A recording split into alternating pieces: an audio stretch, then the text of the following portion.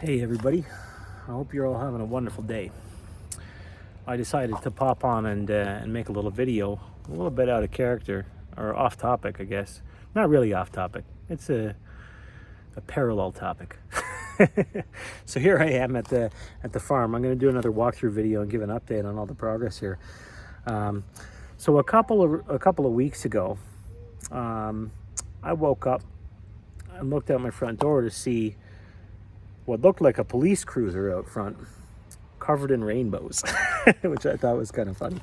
I stepped outside to see what was going on, and it wasn't actually a police officer; it was a bylaw officer. And he told me that one of my neighbors had complained that we had refuse sitting around in our yard, and at that time I still had a gigantic pile of wood chips. There's buckets and barrels and all different things going on because I've got a project going on here. It's a job site, right? And this bylaw guy tried to tell me all kinds of ridiculous things. He tried to tell me that I needed to move. I had a stack of buckets that were right next to me. He said, "What are those doing here right now?" And I said, what do you mean? What are they doing here right now? I'm like, I'm working. Like, this is a job site. This is a project I'm working on. I said, "Well, do they need to be there right now?" And I said to him, "Well, I could move them 1 foot over for you if that helps you." And he just started pointing around the yard and calling my piles of wood chips and the barrels and the various different things that I'm using here in my project, started calling them refuse and trash and garbage. And I said, "Listen, buddy, I paid money for this stuff. I'm not. This isn't junk. This is these are products that I purchased for a construction and an agricultural project. This is not, it's not okay for you to come up into my yard. Somebody gets to rat me out anonymously. You can't even tell me who it is. They couldn't even come and talk to me, one-on-one. They decided they had to call the bylaw guy first. So I basically told the bylaw guy where to go. I was a little bit rude with him. I try to be polite. I try to be kind and polite to people, even if they're assholes and they're full of shit. So he couldn't tell me which bylaw I was infracting. I said, "Okay, so what's this bylaw? Can you read it to me?" And he said, "Oh no, I can't." I said, "Okay, so you're going to come here and lecture me on my property, on my job site, while I'm at work, and you can't even tell me what rule I'm supposedly breaking." And I was very clear to him to make sure he understood that I know that bylaws are not laws. Those are two different things. It's not a law. So he couldn't give me the bylaw. I told him to go, and I said, "Look, why don't you go ahead and you send me an email? Email me this bylaw that I'm supposedly infracting upon, so that I can take a closer look at it." After he left, I decided that I'd be proactive, and I sent him an email apologizing for being a little bit abrasive. But also making it very clear to him that I understand the difference between bylaws and chartered rights. And I explained to him, none of this is garbage. All of this are products that I'm using to generate an income, within my chartered rights, and to grow food and medicine for my family. Which these actions, I believe, are protected by my chartered rights. And I explained to him that I do not believe that bylaws can be utilized to infringe upon a person's chartered rights. Now, he never got back to me. He never responded to me and sent me the bylaw. So he didn't do what he said he was going to do. He came here, and he also said to me something that I thought was absolutely hilarious. He says, if you don't move these things around and do this and do that, we're going to come back and serve you an order to comply. Which I laughed about, and I said to him, "I will most definitely not comply." You're not going to come up in here into my yard, and you don't even know the rules you're trying to enforce, and tell me that you're going to serve me with an order to comply? Comply with what? What am I supposed to comply with? He doesn't even know what he's trying to enforce. Anyway, I sent him a polite email apologizing, to practice diplomacy, but I made it clear. The Charter of Rights and Freedoms here in Canada is inviolable with anything other than the so-called Emergency Act. And even recently, when Justin Trudeau attempted to use the Emergency Act to violate Canadians' chartered rights, eventually it's starting to come out that was the courts are saying no, it was a violation. He was in the wrong. So you got to know some stuff in the world, because other people have plans for your life, and some other people, all people have to figure out what the overlap is between, one person's boundaries and another person's boundaries, and what is a reasonable degree to expect other people to bend to your will and adapt to your frame. And my experience in the world has shown me that a lot of people, and I'm a relatively well-traveled man. I've experienced a lot in life. My experience has shown me that a lot of people will encroach to an extensive degree into your personal space, onto your property, into your business, and attempt to control you. And a lot of the time, those are people that don't have very much control over their own lives that exert these types of attitudes. So this is just the pre-frame to what happened today. I was in the backyard doing some additional work, and neighbor popped over the fence and reiterated a complaint that he had made to my mother about a pile of refuse, as he called it, which is basically us utilizing organic matter that we're harvesting from our environment. We're cutting and clipping trees and shrubs and bushes, and I'm saving that organic matter. I'm not going to expend effort and needlessly expend effort and energy to remove organic matter from my environment. That violates permaculture principles. I'm not going to do it. I'm going to repurpose. In fact, I'm doing the opposite. I'm bringing other people's waste into our environment and repurposing it and turning it into food, medicine, and fertilizer for our gardens, right? So I'm not about to bend to this. So I had an interesting conversation with the guy. He told me, I called him out. I said, "You're the guy. You must have been the guy who called the bylaw officer on me, right?" And he admitted to it. The exchange was he was being civil. Civil is the word for it. I don't think he was being polite. In fact, I think he was being very condescending, but in a subtle way.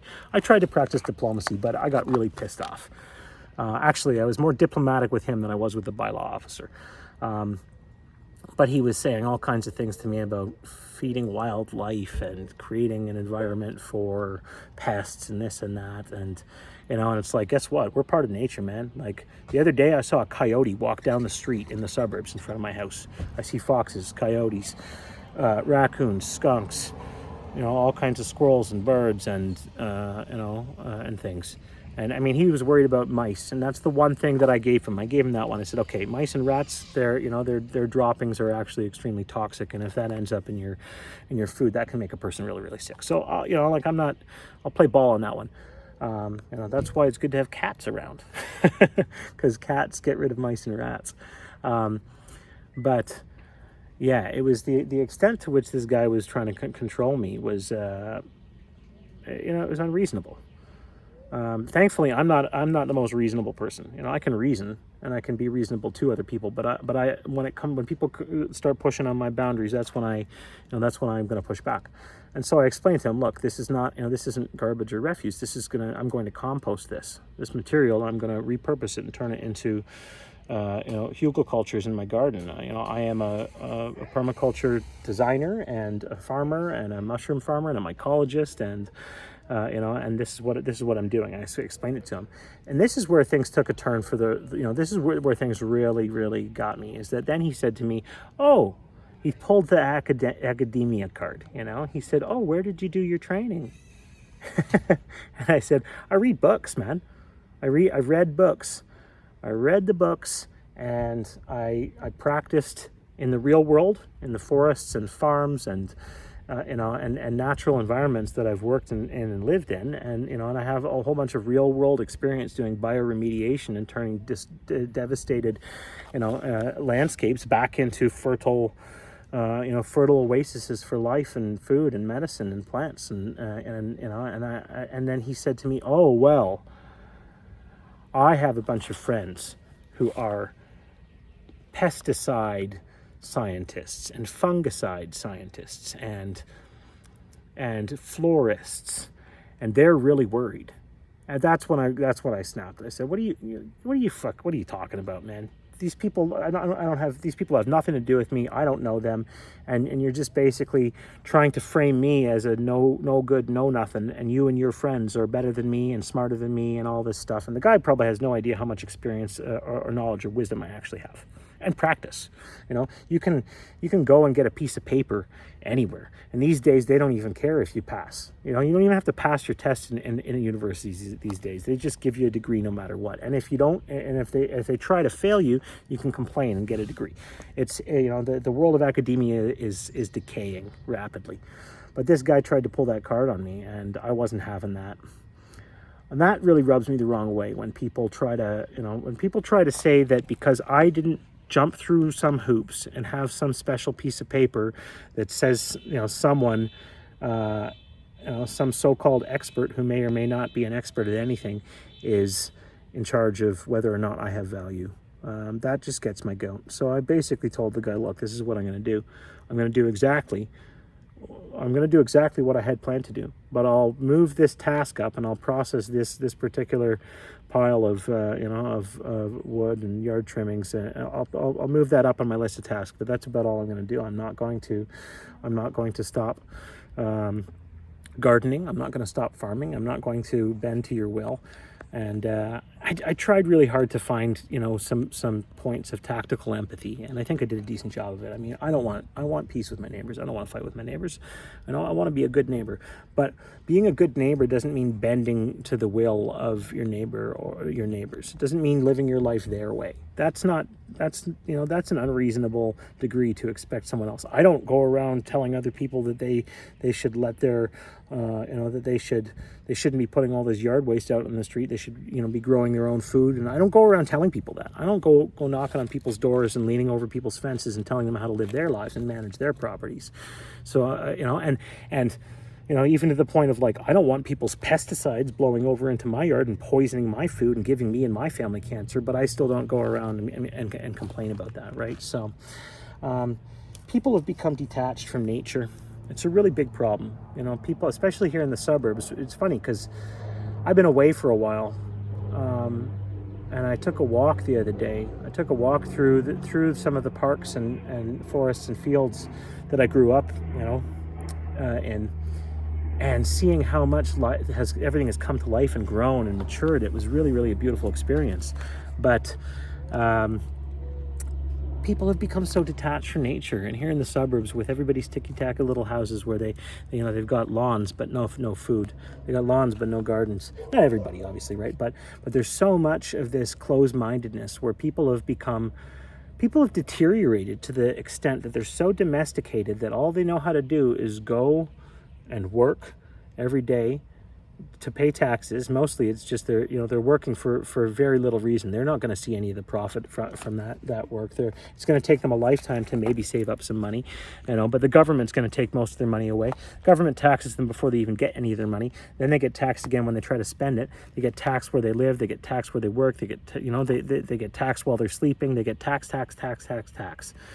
So and they're so distracted just trying to keep up with their tax slavery and their wage slavery that they don't have the time to really think, and they've become disconnected from nature, disconnected from the cosmos and from God, and disconnected from themselves.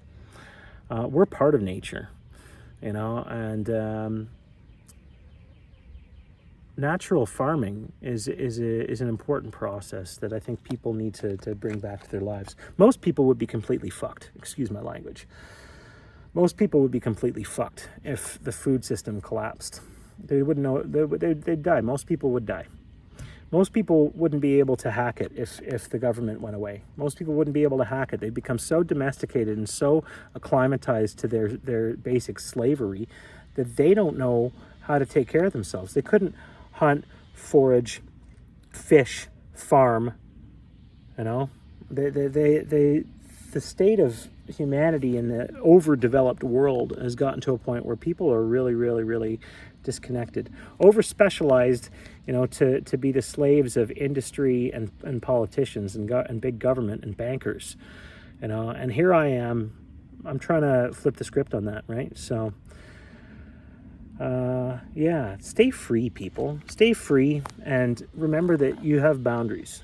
Other people have boundaries too. That's the challenge. Is you got to stick up for yourself, but you also, in my opinion, it's wise and ethical to respect other people's boundaries to an extent too. So that's a great challenge when people are going to come up in your yard and up in your life and tell you how you can and can't live and what you can and can't do and how you can and can't think and what value you do or don't have based upon somebody you've never met or some piece of paper that that you have to jump through 1,000 hoops and sacrifice your freedom just to acquire.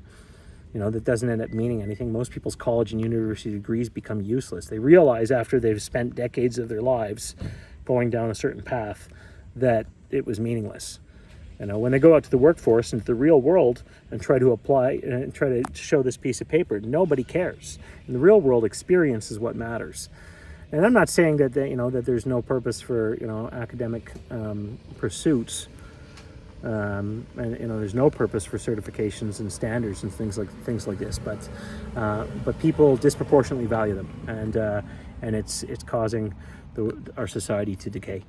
So stay strong, stay free, think for yourselves, question authorities, and make sure not to allow other people to frame you as an inferior and themselves as superiors based upon whatever they may whatever excuses they may use to try to frame you as lower or less than them. Don't accept that. Stand up for yourselves. Yeah. So that's that I was going to make this video about the rat that ratted me out, but now it's out in the clear that that I know who it was, and he admitted to it. It's funny that one of the things he was complaining about was rats. Not that there is any rats. We don't have rats around here. But he was complaining about rats, and he himself was the rat. Anyway, take care, everybody. Have a great day.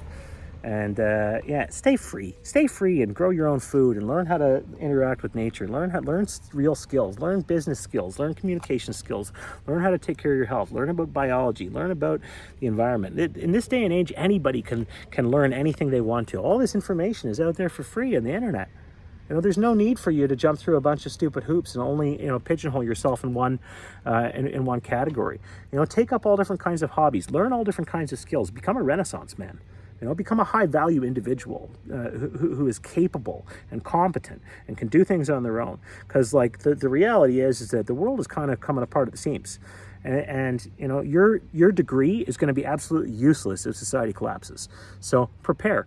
Prepare for the worst, plan for the best, and stay free and shine your light and be a good, be an inspiration unto other people in the world. And don't be like that guy and go and try to control other people and dictate what they can and can't do with their lives. Anyway, take care. Have a great day. And I'm going to be making an update soon about the progress. There's a progress report coming too, because a lot has gotten done. So stay tuned for another video soon.